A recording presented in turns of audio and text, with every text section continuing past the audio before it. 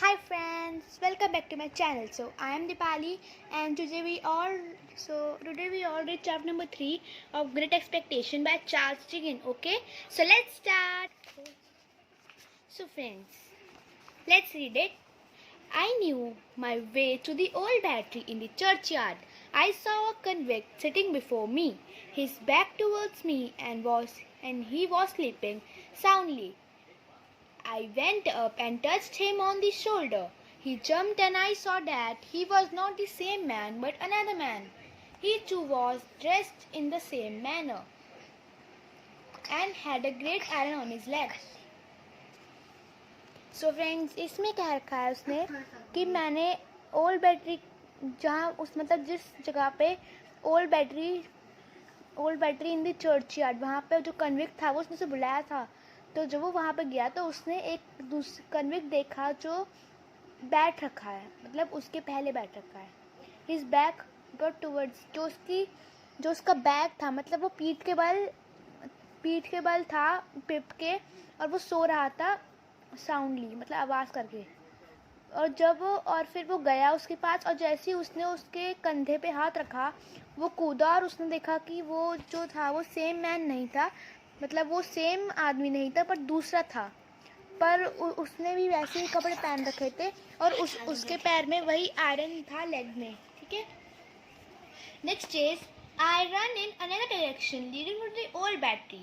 There I saw the right man waiting for me. He was awfully cold and hungry. When I gave him the file I threw, he would try to eat it. I quickly opened the bundle I had brought and emptied my pockets.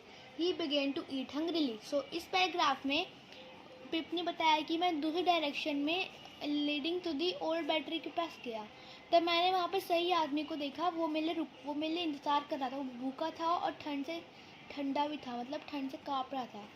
और जब उसने उसे file दी, ठीक है, तब वो उसे खाने की कोशिश करने लगा, मतलब जो जॉय के बॉक्स से चुराया था। तब उसने जल्दी से वो जो बंडल लाया था वो खाने का, उससे उसने खोला, और उसकी जो जितनी पॉकेट थी उसे सब कुछ खाली करने लग गया, और जो था वो जल्दी खाने लग गया। तो उसने पूछा तभी, what is in the bottle boy, he asked. Brandy, I said. उसने बोला कि बॉटल में क्या है बॉय। फिर उसने बोला brandy. He stopped eating and took some of the brandy. He was shivering all the while. Soon he was grubbing meat bone, bread, cheese and pork pie all at once. These he washed down with the brandy. तो उसमें लिखा है कि तभी उसने खाना बंद किया और थोड़ी सी ब्रांडी ली, और उसके बाद उसने थोड़े मीट बोन ली, ब्रेड चीज़ ली और पोर्क पाई ली, और वो सारा एक ही बारी में खा गया। फिर उसने अपने आप को वॉश कर लिया ब्रांडी से।